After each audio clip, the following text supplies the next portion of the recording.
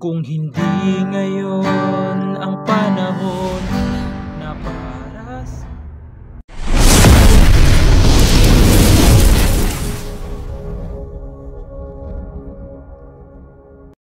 Hello mga ka-idol! So ngayon, meron na naman akong ituturo sa inyong napakagandang kanta. Ang title pala nitong kanta ay yung Maghintay Ka Lamang by Ted Eto. Ted Eto. So i-correct nyo na lang ako dyan. So dito pala mga ka-idol, make sure nyo lang natapusin nyo tong video kasi sa chorus mag-iiba yung ating strumming pattern. Okay? So kung idudugtong ko kasi rito, mas malilito kayo. No? So dito muna tayo sa strumming. Yung strumming niya sa verse pati sa kanyang pre-chorus is 2 down lang. Okay? 2 down lang. Okay? Sa verse pati sa pre-chorus, 2 down lang yung strum. Kasi mamaya sa chorus mag-iiba siya. So dito na tayo sa kanyang whole verse. So yung whole verse niya rito is G. So yung G, first string, second string, fifth, tsaka 6. Okay? Ayan. G.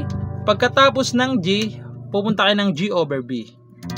So yung G over B, first string lang, tapos fifth string. Ayan, ganyan yung tsura niya. Ayan. G over B, tapos A minor.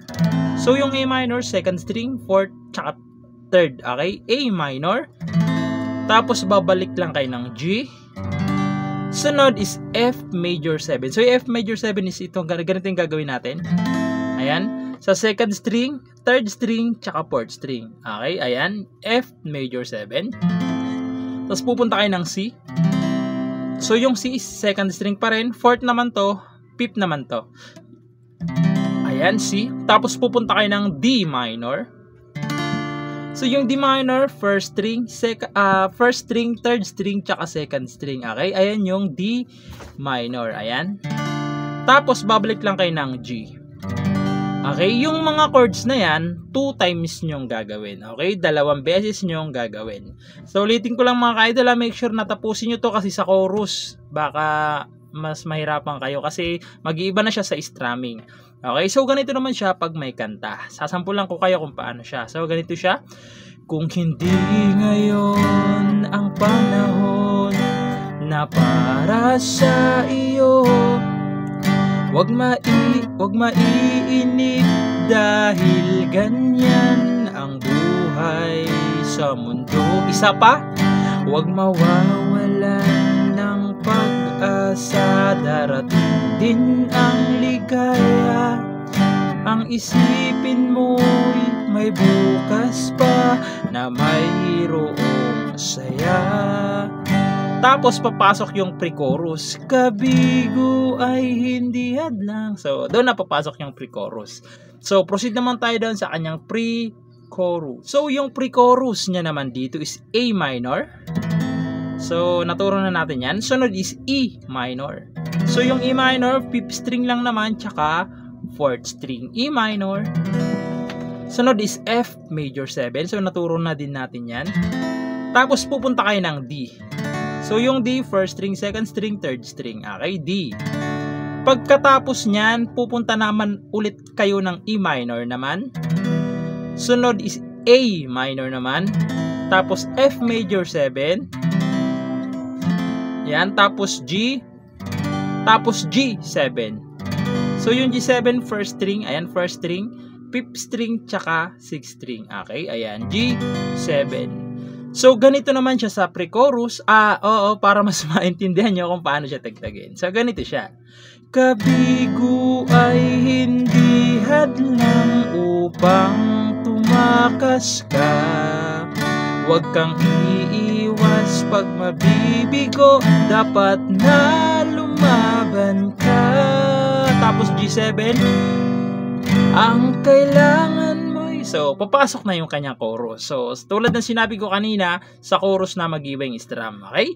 So, proceed naman tayo doon sa kanyang chorus. So, sa chorus mga ka-idol, kung mapapansin nyo dyan, yung strumming niya is may nadagdag na. So, yung strumming muna, pulahin natin. So, ganito na yung strumming sa chorus. Down, down, up, up, down, down, down, up. Okay, ulitin ko. Down, down, up, down, down, down, up. Okay? So, ganun siya. Pag yung chords naman is nasa loob ng open, close parenthesis, 2 down lang.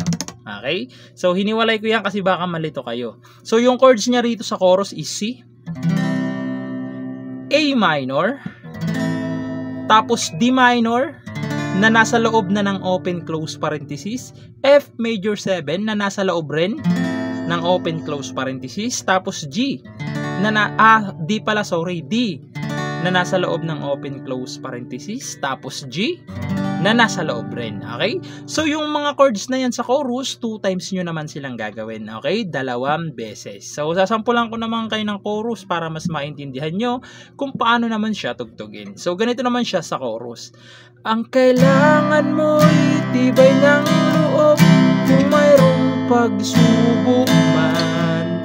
Ang liwanag ay di magtap, muling mahahagdan.